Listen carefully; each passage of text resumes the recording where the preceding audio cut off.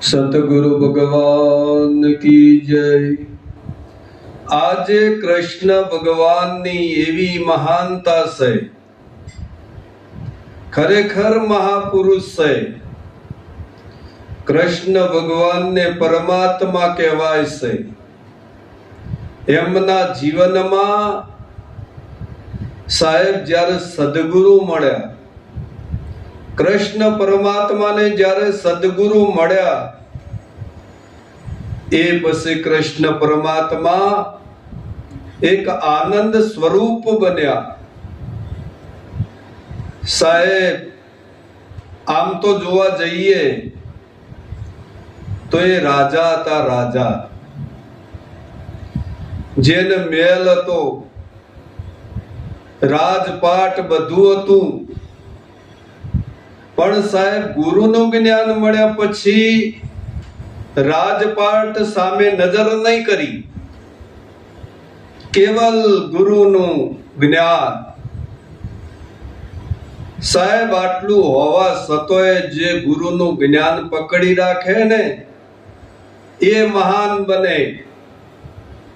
તો જોઈ લો, કૃષ્ણ ભગવાન આજે આખા વિશ્વના ખૂણે ખૂણે જેમની નામના છે એવા શ્રી કૃષ્ણ ભગવાનને વંદન છે। કેમ કે જેને સદગુરુનું જ્ઞાન પચાવ્યું છે।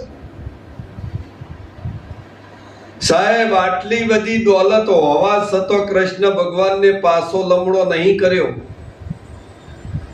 કૃષ્ણ ભગવાનને ખબર હતી કે આ બધી તુચ્છ બાબત છે, પણ જે જ્ઞાન છે એ સર્વોપરી છે।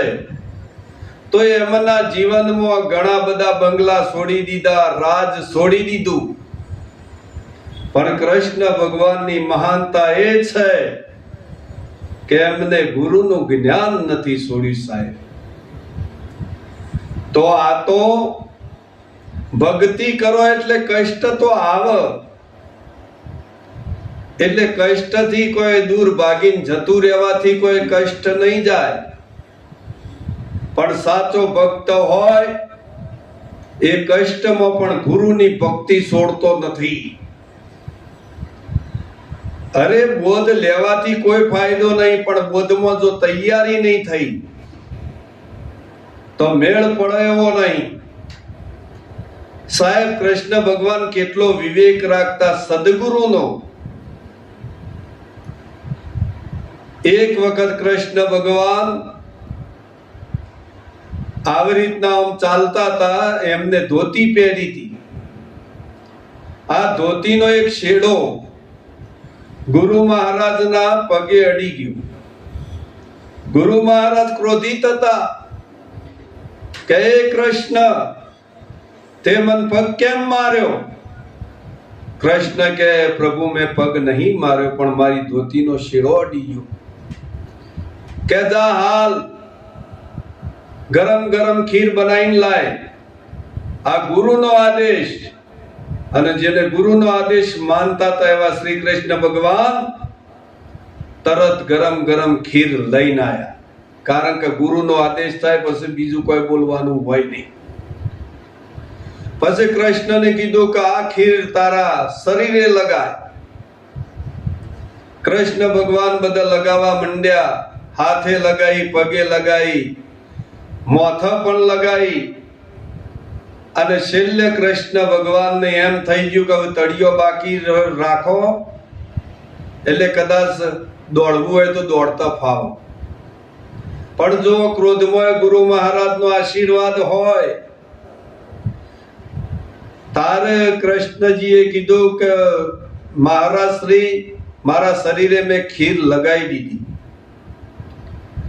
તારે એમના સદગુરુ મહારાજે કીધું તું કે હે કૃષ્ણ, હવે તું ગંગામાં જઈને નહીં લે, જો તને ખીર લાગી છે એ બધું તારું વજ્રનું થઈ જશે।